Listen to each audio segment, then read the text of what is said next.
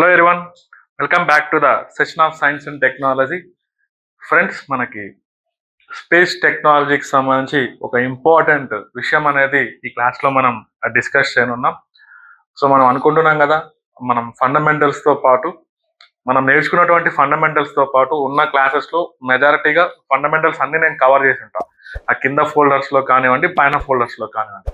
So దాంతోపాటు అప్పుడప్పుడు మనం కొంత అబ్జర్వేషన్ అనేది చేయాలి. ఓకే, ఈ మధ్య కాలంలో మనకి ఆ ఫండమెంటల్స్ మనం ఏదైతే నేర్చుకున్నామో దాని అప్డేట్స్ అనేది మనం ఒక్కొక్కసారి చూసుకుంటూ ఉండాలి. క్లియర్గా మనం చూస్తే అందులో భాగంగానే ప్రతి ఏరియాలో కొంత నేను ఆల్రెడీ ఇంపార్టెంట్ విషయాలు అనేది మీకు అక్కడక్కడ నేను ఇంక్లూడ్ చేస్తూ ఉంటా.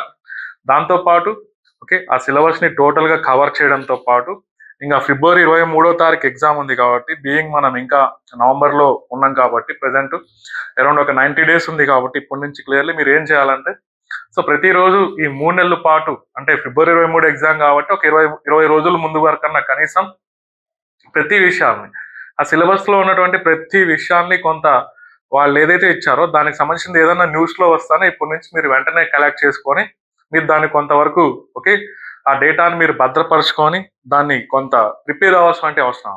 ఎలాగో ఇక్కడ చెప్తూ ఉంటాను ఇంపార్టెంట్ విషయాలు మాక్సిమం నేను కవర్ చేస్తా.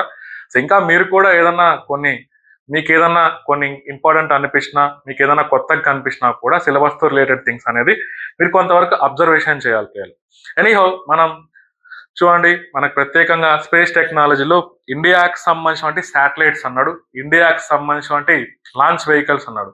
సో ఈ పర్స్పెక్టివ్ లో మనం థింక్ చేసాం ఆల్రెడీ. ఓకే, ఇండియాకి సంబంధించిన శాటిలైట్స్ అంటే మనం ఓకే దానికి సంబంధించిన అప్లికేషన్స్ అన్నా కూడా remote sensing satellites, remote sensing applications ఎలా పనిచేస్తాయి, కమ్యూనికేషన్ శాటిలైట్స్ ఎలా పనిచేస్తాయి, నావిగేషన్ పర్పస్ కోసం ఓకే నావిగేషన్ శాటిలైట్స్ అనేది ఎలా వర్క్ అవుతాయి, ఈ డైమెన్షన్ లో మనం ఆల్రెడీ అప్లికేషన్స్ ఆఫ్ శాటిలైట్స్ కిందకి మనం చూసింటాం. క్లియర్ మనం చూస్తే ఓకే.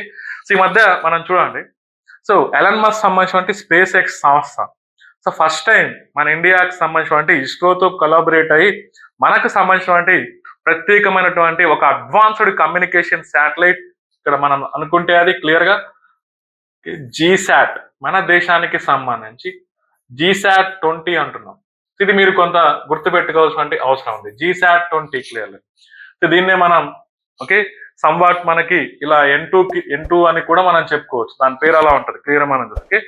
సో జీశాట్ 20 శాటిలైట్ ని మనం స్పేస్ ఎక్స్ సంస్థ నుంచి ప్రత్యేకంగా వాళ్ళకు సంబంధించిన ఫాల్కన్ 9 ఓకే చూడండి, ఈ ఫాల్కన్ 9 ని ఉపయోగించి ఇటీవల కాలంలో దాన్ని సక్సెస్ఫుల్ గా జియో స్టేషనరీ ఓకే మన ఇండైరెక్ట్ గా జియో సింక్రోనస్ ట్రాన్స్ఫర్ ఆర్బిట్ కి మనం ప్లేస్ చేయడం జరిగింది. క్లియర్ మనకు చూస్తే ఇక్కడ చూడండి.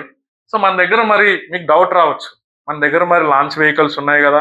ఈ మధ్య కాలంలో మనం నేను ఆల్రెడీ చెప్పింటా ఈ లాస్ట్ క్లాసెస్ లోనే, లాంచ్ వెహికల్స్ సంబంధించిన ఎవల్యూషన్ అనేది ఏ విధంగా జరుగుతూ వచ్చింది ఇండియాలో SLV-3 కాడ నుంచి ఇప్పుడు వరకు మనం తయారు చేసినటువంటి ఓకే SSLV అనుకోవచ్చు, ఫ్యూచర్ లో జరగబోయేటువంటి ప్రయోగాలు, రియూజబుల్ లాంచ్ వెహికల్స్ సంబంధించిన ప్రయోగాల గురించి మనం చూసాం ఇండియాలో ఎలా ఉన్నాయనేది.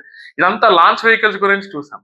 మరి మనం ఇలా ఈ జీశాట్ 20 కోసం మనం ప్రత్యేకంగా ఈ ఫాల్కన్ 9 ని అప్రోచ్ అవ్వాల్సి, అంటే స్పేస్ ఎక్స్ ని అప్రోచ్ అవ్వాల్సిన అవసరం ఎందుకు వచ్చింది అనేది ఇక్కడ మనం చర్చించుకున్నాం.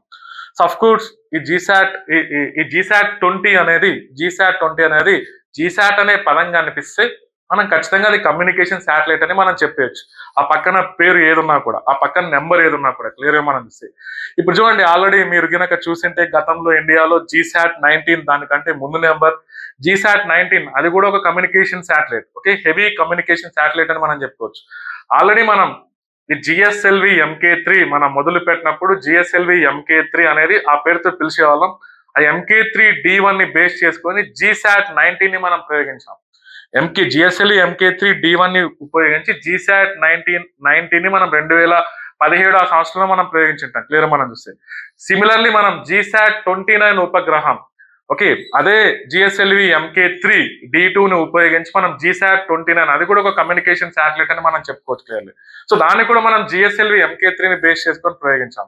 సో అఫ్ కోర్స్ మనం ఈ మధ్య కాలంలో మనం అనుకున్నటువంటి ఓకే LVM-3 అంటున్నాం.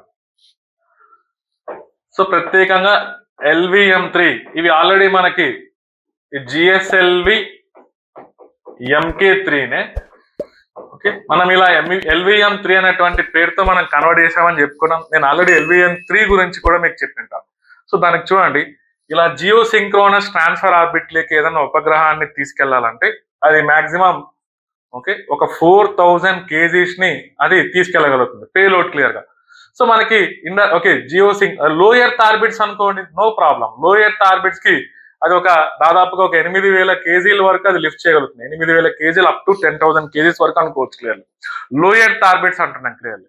బట్ ఇక్కడికి వచ్చే ఇలా జియో సింక్రోనస్ ట్రాన్స్ఫర్ ఆర్బిట్ సమాచార ఉపగ్రహాలు అనేది మనకి ఇలా భూస్థిర కక్షల్లోకి ప్రవేశపెట్టాలంటే మనం ఇటువంటి మార్గాలను ఎంచుకుంటామని నేను ఫస్ట్ లో ఓకే మీకు ప్రత్యేకంగా ఇలా ఓకే మనకి టైప్స్ ఆఫ్ ఆర్బిట్స్ గురించి నేను చెప్పినప్పుడు నేను చెప్పింటా ఫస్ట్ లో క్లియర్ గా. మన ఇదే సెషన్స్ లో ముందు సెషన్స్ లో కనుక మీరు చూసింటే టైప్స్ ఆఫ్ ఆర్బిట్స్ పైన స్పెషల్ సెషన్ ఒకటి ఉంటుంది, అందులో దీని గురించి నేను మాట్లాడింటా. సమాచార ఉపగ్రహాలని మనం సో ప్రత్యేకంగా 36,000 కిలోమీటర్లు ఎత్తుకు తీసుకెళ్లాలంటే ఈ మార్గాన్ని ఎంచుకుంటాం. ఇలాంటి మార్గాలు ఇలా దీర్ఘ వృత్తాకారంలో ఎలిప్టికల్ ఆర్బిట్స్ లో ఉంటాయని మనం చెప్పుకున్నాం. సో ఇలా జీటీఓలకి ప్రవేశించాలంటే మన దగ్గర ఉన్నటువంటి క్యాపబిలిటీ ఇలా ఒక 4000 kgs వరకు మనం లిఫ్ట్ చేయగలుగుతుందని మనం అంటున్నాం LVM3. బట్ ఇక్కడ ఇప్పుడు మనం డిజైన్ చేసినటువంటి ఈ GSAT-20 మనకి ఇండియాలో ప్రత్యేకంగా డిపార్ట్మెంట్ ఆఫ్ స్పేస్ సంబంధించినటువంటి కమర్షియల్ ఆర్మ్ ఒకటి ఓకే ఇది ఫామ్ అయి ఉంటది. ఎప్పుడంటే 2019-20 బడ్జెట్ లో దానికి ఓకే దాన్ని కొంత ఎస్టాబ్లిష్ చేసామని చెప్పుకోవచ్చు, new space India limited. So మన ఇండియాలో ఇండైరెక్ట్ గా మన ఇండియాలో చూడండి యాంట్రిక్స్ కార్పొరేషన్ ఇండియా లిమిటెడ్ అంటున్నాం. అది ఎప్పటి నుంచో పనిచేస్తుంది, గత 30 సంవత్సరాల క్రితమే అది ఏర్పడింది ఇండియాలో, Antrix corporation of India limited. అది కూడా కమర్షియల్ ఆర్మ్ ఆఫ్ ఇస్రో లేదా డిపార్ట్మెంట్ ఆఫ్ స్పేస్ అని మనం చెప్పుకోవచ్చు ఇండైరెక్ట్ గా మనకు చూస్తే. అది ఎప్పటి నుంచో ఉంది. బట్ దాని వరకు కొంతవరకు ఓకే అంతర్జాతీయ అంశాలను డీల్ చేసే విధంగా దానికి వర్క్ అనేది డెలిగేట్ చేయడం జరిగింది. బట్ ఇండియాలో డొమెస్టిక్ ఇండస్ట్రీని, స్పేస్ సెక్టార్ ని కొంతవరకు ప్రైవేట్ సెక్టార్ ని ప్రమోట్ చేసే విధంగా, డొమెస్టిక్ ఇండస్ట్రీని ప్రమోట్ చేసే విధంగా ఆల్రెడీ మనం 2019-20 మధ్యలో మనకు చూస్తే న్యూ స్పేస్ ఇండియా లిమిటెడ్ అనేది మనం ఇండియాలో ఎస్టాబ్లిష్ చేశాం క్లియర్లీ. 2020లో కనుక మీరు చూస్తే ఇన్స్పేస్ అనేటువంటి సంస్థ, Indian national space promotion and authorization centre, దానికంటూ ఒక హెడ్ క్వార్టర్స్ అహ్మదాబాద్ లో కూడా క్రియేట్ చేసి ఉంటాం గుజరాత్ లో. అదేంటంటే ఆ ఇన్స్పేస్ అనేది ప్రత్యేకంగా మీడియేటర్ మాదిరి పనిచేస్తుంది. ఓకే ప్రైవేట్ ప్లేయర్స్ కి ఇస్రోకి ఏదన్నా వాళ్ళిద్దరిని కొంత ఇంటిగ్రేట్ చేయడానికి, వాళ్ళిద్దరిని కొంత కనెక్ట్ చేయడానికి ఇన్స్పేస్ అనేది కొంత మీడియేటర్ మాదిరి పనిచేస్తుంది ఇండైరెక్ట్ గా. Okay but new space India limited okay వాటి రూల్ కనుక చూస్తే లాంచ్ వెహికల్స్ డిజైన్ లో, శాటిలైట్స్ డిజైన్ లో, సో ఇండైరెక్ట్ గా ప్రైవేట్ సెక్టార్ ని ప్రమోట్ చేయడానికి న్యూ స్పేస్ ఇండియా లిమిటెడ్ అనేది మన ఇండియాలో పనిచేస్తుందని మనం చెప్పుకోవచ్చు. అది కూడా ఒక commercial arm, public sector enterprise కిందకి మనం చెప్పుకోవచ్చు ఇండైరెక్ట్ గా స్పేస్ టెక్నాలజీకి సంబంధించి. సో వాళ్ళు దీన్ని డిజైన్ చేసింటారు క్లియర్గా. సో ఏదేమైనా కూడా దీని యొక్క వెయిట్ కనుక మనం చూస్తే దాదాపుగా ఓకే సో ఇంత బరువు ఉంటుంది, 4700 kg. So heavy satellite indirect గా. ఇది మన ఇండియాకి సంబంధించి అడ్వాన్స్డ్ కమ్యూనికేషన్ శాటిలైట్ అంటున్నాం క్లియర్ గా. సో దీని ద్వారా మనకి డేటా సంబంధించినటువంటి అంశాల పైన, ఇంటర్నెట్ సర్వీసెస్ పైన, ఎస్పెషల్లీ రిమోట్ ఏరియాస్ కోసం ఇది కొంత మనకి హెల్ప్ అవుతుందని మనం చెప్పుకోవచ్చు. రిమోట్ ఏరియాస్ కోసం క్లియర్లీ. సో డేటా సర్వీసెస్ అంటున్నాం, ఇంటర్నెట్ సర్వీసెస్ అంటున్నాం, సో ఇన్ఫ్లైట్ ఇంటర్నెట్ ఫెసిలిటీస్ అంటున్నాం. ఇన్ఫ్లైట్ ఇంటర్నెట్ ఫెసిలిటీస్ అది కూడా హై ఫ్రీక్వెన్సీ బ్యాండ్స్, వీటిని ఉపయోగించుకోగలుగుతాయి. ఓకే కా బ్యాండ్, సో మనకి రేడియో స్పెక్ట్రమ్ లో కా బ్యాండ్ అనేది చివర్లో హై ఫ్రీక్వెన్సీలో ఉంటది క్లియర్ గా మనం చూస్తే. ఓకే ఇటువంటి హై ఫ్రీక్వెన్సీని అది యూజ్ చేసుకోగలుగుతుంది క్లియర్ గా మనం చూస్తే. సో ఇలా కా బ్యాండ్ దాదాపుగా దీంట్లో మనం చూస్తే సో 32 యూజర్ బీమ్స్ అనేది ఇందులో ఉంటాయని మనం చెప్పుకోవచ్చు. ఓకే దాదాపుగా ఈ కా బ్యాండ్ ఉపయోగించి ఒక 32 యూజర్ బీమ్స్ అనేది అందులో ఆ శాటిలైట్ లో డిజైన్ చేసింటారు క్లియర్లీ. ఇలా కమ్యూనికేషన్ శాటిలైట్ మనకి మన ఇండియాకి ఖచ్చితంగా దీని ద్వారా అనేకమైనటువంటి సర్వీసెస్ అనేది ప్రొవైడ్ చేయగలుగుతుంది క్లియర్లీ. కాకపోతే మనం ఎందుకు ఇక్కడ ఫాల్కన్ 9 పైన డిపెండ్ అవ్వాల్సిన అవసరం వచ్చిందంటే ఫాల్కన్ 9 కు ఉన్నటువంటి క్యాపబిలిటీస్ ఎక్కువ, మన దగ్గర ఉన్నటువంటి LVM3 క్యాపబిలిటీస్ తో పోలిస్తే ఫాల్కన్ 9 అనేది దాదాపుగా 8000 kgల కంటే పైన బరువు ఉన్నటువంటి వస్తువుల్ని కూడా, దట్ మీన్స్ పేలోడ్స్ ని కూడా ఇలా జియో సింక్రోనస్ ట్రాన్స్ఫర్ ఆర్బిట్, ఇక్కడ మీరు గమనించాలి ఇక్కడ ఉన్నటువంటి 8000 అంటే దీనికి ఓకే ఇది 4000 నుంచి ఒక 8000 కిలోమీటర్ల వరకు రేంజ్ ఉంది మనది. కాకపోతే ఇది మాత్రం only geosynchronous transfer orbit మాత్రమే. ఇలా 8,000 కేజీల కంటే ఎక్కువ బరువు ఉన్నటువంటి ఆబ్జెక్ట్స్ పేలోడ్స్ ఇది క్లియర్ గా మనం చూస్తే లోయర్ టార్గెట్స్ కి మాత్రమే అది రీచ్ చేయగలుగుతుంది. ఆ క్యాపబిలిటీ ఉంది LVM-3 అనేది మనం చెప్పుకోవచ్చు. సో మనకి ఈ పర్స్పెక్టివ్ లో ఇవన్నీ గుర్తుపెట్టుకోండి. GSLV MK3 అనేది మనం ఆల్రెడీ GSLV లో advanced launch vehicle clearly. So దాన్నే మనం LVM-3 కిందకి పేరు మార్చాం. వీటిని బాహుబలి వెహికల్స్ అంటున్నాం క్లియర్లీ. సో వాటిపైన కాకుండా కొంత హెవీ వెయిట్ ఉంది కాబట్టి ఇది కొంత ఫస్ట్ టైం ఇండియా ఎప్పుడు ఇలా ఎలన్ మస్క్ ద్వారా మనం ఇస్రో స్పేస్ ఎక్స్ రెండు కలిపి చేయడంలో ఇదే ఫస్ట్ టైం కాబట్టి రేపు ఎగ్జామ్ లో ఇది ఓకే ఈ ఏరియా నుంచి మిమ్మల్ని ఓకే ఏదో ఒక విధంగా which of the following statements are true regarding GSAT-20 అని క్వశ్చన్ అడుగుతారు. GSAT-20కి సంబంధించి ఇచ్చినటువంటి వాక్యాల్లో సరైన వాక్యాలను గుర్తించండి అనేది క్వశ్చన్ కిందకి. సో మీరు ఈ అంశాలన్నీ కొంత మైండ్ లోకి రీకలెక్ట్ చేసుకోవాల్సిన అవసరం ఉంది. ఓకే GSAT-20 అనేది మన వెహికల్ యూజ్ చేయలేదు, అది మనం యూజ్ చేసింది ఫాల్కన్ 9. ఎందుకంటే దాని పేలోడ్ దాని వెయిట్ అనేది మనం చూస్తే 4,700 kgs అనేది ఉందనేది మీరు గమనించాలి.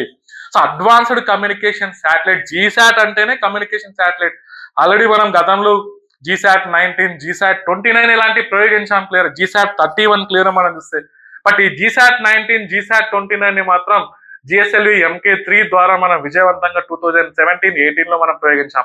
బట్ ఇక్కడ చూస్తే GSAT-20 అంటున్నాం క్లియర్ మనం చూస్తే. ఓకే సో దాన్ని ఇలా N2 అనే పేరుతో కూడా మనం చెప్పుకోవచ్చు క్లియర్ మనం చూస్తే. Okay so try to remember all these things friends. Okay space sector సంబంధించి ఇది ఒక అప్డేట్ కాబట్టి దీని గురించి నేను ఇంక్లూడ్ చేయడం జరిగింది. సో స్పేస్ సంబంధించి ఇంకా ఇదే సెషన్ లో మీకు కొన్ని అప్డేట్స్ చూడొచ్చు క్లియర్ మీరు చూస్తే. So try to remember these thing. కంపల్సరీగా క్వశ్చన్ కిందకి మిమ్మల్ని ఏదో ఒక విధంగా మిమ్మల్ని క్వశ్చన్ చేయొచ్చు. వితౌట్ సింపుల్ క్వశ్చన్ అంతే, అక్కడ ఏముండదు.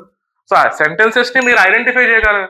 సో కరెక్ట్ గా ఇప్పుడు ఎలా ఉందంటే ప్యాటర్న్, ఆ మ్యాటర్ గురించి మనకు బాగా కొంత ఐడియా ఉందనుకోండి, అదేం బట్టి కొట్టాల్సిన అవసరం కూడా ఉండదు. దానిపైన అవగాహన ఏర్పరచుకుంటే కింది ఇటువంటి ఆప్షన్స్ ని ఎలిమినేషన్ చేసి కూడా మీరు ఆన్సర్ చేయొచ్చు. ఇంతకుముందు అన్న డైరెక్ట్ క్వశ్చన్స్ ఉంటే అసలు ఒక్కొక్కసారి మనకు తెలియదు అనుకోండి ఆన్సర్, దాన్ని మనం ఆప్ చేయలేం క్లియర్. ఓకే పైగా నెగిటివ్ మార్కింగ్ ఉంది. ఇప్పుడు ఏంటంటే కొంత మనం ఎస్కేప్ అవ్వగలగాలి. ఓకే వాళ్ళు ఇచ్చినటువంటి సమాచారం ఆధారంగా మనం ఒక్కొక్కటి చదువుకుంటూ పోతూ ఆప్షన్స్ ని ఎలిమినేషన్ చేయడం గనక మీరు ఈజీగా చేయగలిగితే సో మీరు SNTలో అయినా ఎకానమీలో అయినా మంచి మార్కులు తెచ్చుకునే దానికి స్కోప్ ఉంది. That's all for this. Thank you.